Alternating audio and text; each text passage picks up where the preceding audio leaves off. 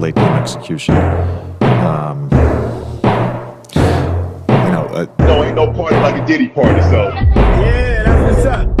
Yeah. So another semi-conference finals. Is that right? Semi-conference or semi-finals conference? How do they get semi-conference finals mixed up? A semi-finals conference game. That. Ooh, man. You guys know what I mean. And semi-finals series is finally in. The New York Knicks, first time since 1999, will be in the Eastern Conference Finals. Yes, the Eastern Conference Finals in the Knicks. It matches now after 25, 26 years of not being in there. And only getting to the conference finals. Wait, not the conference finals. Conference semifinals. How many times have they been to the conference semifinals since then? Twice? 2013 and now last year? And now? I think so. As much as a historic franchise the Knicks are, man, they are underachieving. Like, underachieving. But not anymore. As for right now, they're not.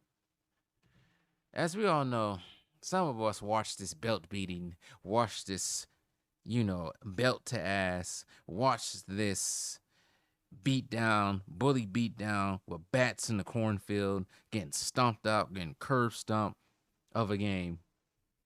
It didn't even come close.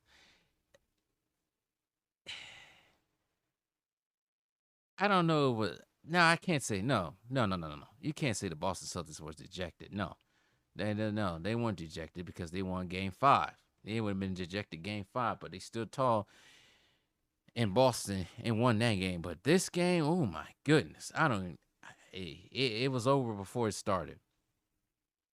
Okay, it was over at halftime. Let's just say that. It wasn't over before it started. It was over at halftime. But those threes that the Boston Celtics took all the time, no. They weren't going in like before. Bouncing out the backboard, airballing, hitting the side of the backboard. And the Knicks finally, well, I can't say they finally played some defense, but they played some stellar defense in parts of this game, mainly in the beginning of this game, up to the third quarter, at least, because the Celtics were just stifled. They were just stifled. They couldn't do anything. Jaylen Brown was, once again, when the Celtics lose, they lose bad, when they get eliminated. Last year, they didn't get eliminated, of course. They won the finals, but the year before that, when they played Miami in 7 games, they just crumbled under Miami's weight. The same thing happened last night with the Knicks, just absolutely crumbled. Look, Jaylen Brown didn't know how to dribble a ball no more. It was just terrible. It was bad. Like I said, it was Joe Pesci and Robert De Niro beating Frank Vincent and Goodfellas. Billy Bats was his name. I could not think of Frank Vincent's name in that movie for the life of me in my first video about this. They got Billy Bats, the Celtics did. Al Horford, I don't know if this is his last season or not, but he needed to call it quits because it might be over for him. 10 points, 4 for 7, 2 for 4 from 3. 2 rebounds, a negative 33, and a plus minus. He was not the worst. 5 points from Luke Cornett, who got the start. 5 rebounds. He was coming off that 7-block game he had in Game 5. Drew Holiday, that's another person, man. I don't know. No, there ain't no excuses. He wasn't hurt. I think he was hurt going into his playoffs. At times in his playoffs, he seemed like he was hobbling. But he might be reaching his peak. 4 points, 1 for 8 from the field, 0 for 2. He went to the line twice, but he didn't get half of his points from. 4 rebounds, 3 assists, negative 34 and a plus minus. Derek White, he wasn't any better. 3 for 11, 2 for 8, 8 points. He had the worst plus minus on this team. Negative 45. The efficiency was terrible. 3 for 11, 2 for 8. He was terrible.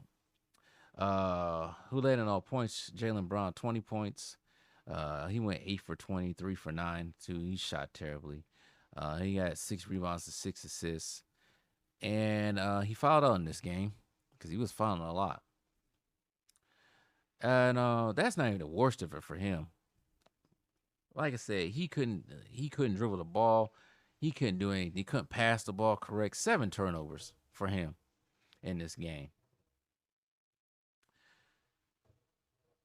The bench was released. Everybody got to play. This game was, like I said, this game was over for the third quarter. Peyton Pritchard was the only one that got in double figures off the bench, 11 points, 5 for 10, 4 assists. Kristaps Porzingis, they said he was sick. You can't be sick for a week and a half now like that. But he had 4 points in 11 minutes, 1 for 4, 1 for 2, 1 for 2 for the free throw line. He did get 5 rebounds, but yeah.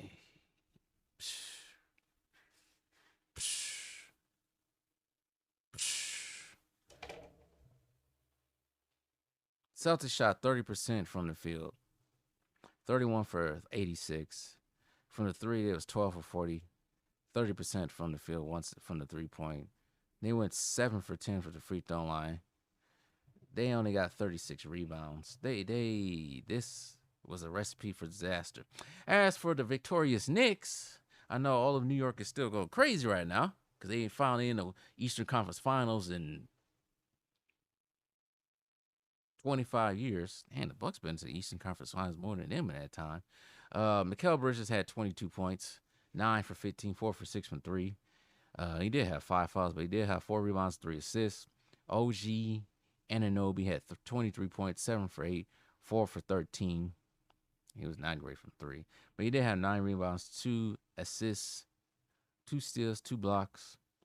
Karl-Anthony Towns finally stepped his ass up. He went 8 for 20 from the field, 1 for 6, but he did have 21 points and 12 rebounds. Perfect from the line. Had the second highest plus minus on here, plus 25.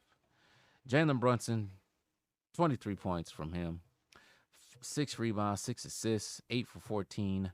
And Josh Hart, the hustle man himself, 10 points, a triple-double actually for him. I think it's the second triple-double in this series. He had 10 points, 11 assists, 11 rebounds, 3 for 8 from the field, 1 for 3 from 3. Their bench got unleashed too, because this game was pretty much over anyway. Miles McBride, 32 minutes, 10 points for him, 6 from Precious Achua, I think that's how you pronounce it. Yeah, they released the bench. And PJ Tucker, it was a PJ Tucker side in there, all 4 minutes just running around out there. He got a foul. Possibly PJ Tucker will be getting his second ring. And the whole irony of this is he'll be getting the second ring with Mikal Bridges. The reason why I said the whole irony behind it, because he did beat out Mikal Bridges 4 years ago when Mikal Bridges was on the Suns and PJ Tucker was on the Bucks. Yeah.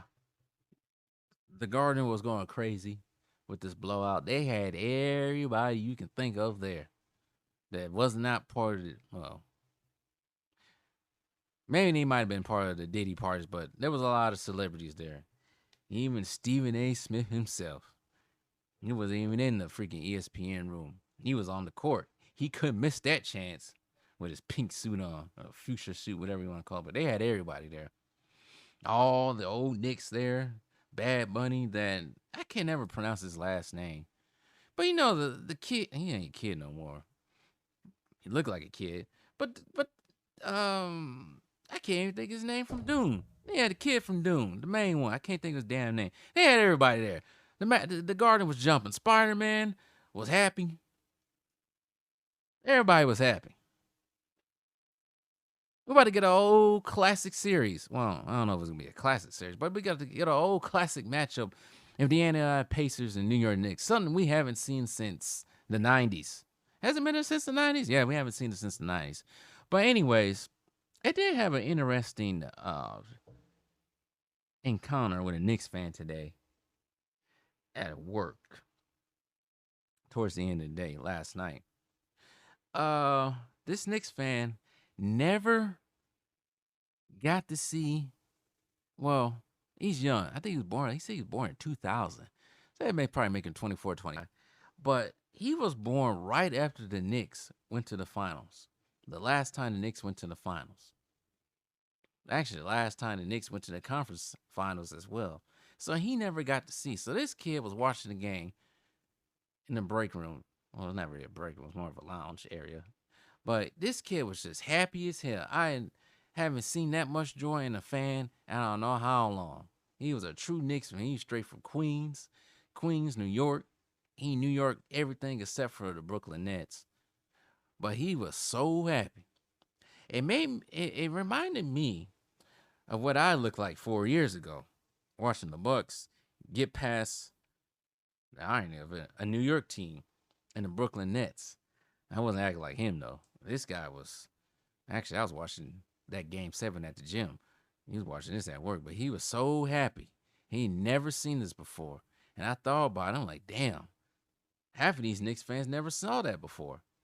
The older ones did, of course, but the new ones, these kids now, they never got to see the Knicks go to the Eastern Conference Finals. The older people did. They got to see the Knicks go to the finals twice. And they got humiliated twice against the Spurs and Rockets. But anyways, this should be an interesting series between the Knicks and Pacers. You guys all know I do not like the Pacers at all. But I think the Knicks might win. And the reason why I say the Knicks might win, they just have that grit to them, that defensive grit, and that I ain't never giving up type grit. Yes, for some reason, they kind of remind me of the 2021 Bucks. You got to come from behind to win, play around, and then eventually towards the end of the game, they just dominate or eventually figured out how the way to beat the opponent. But celebrate, Knicks fans. Some of y'all, like I said, have not seen this before. Hopefully you get to see more, because I do not like the Pacers. I have a history of not liking the Pacers. A deep-seated history, rooted, ugly history of not liking the Pacers. So this ain't nothing new because Halliburton, no, this goes a long ways. But anyways, enjoy, Knicks fans. Enjoy it while you can. Celtics fans, I told y'all. Y'all didn't listen. But Jason Tatum got hurt. Well, guess what now? Now you feel the pain of every team who lost a player in the last playoffs they didn't get a chance to play. Now y'all feeling it. But get well soon, Jason Tatum.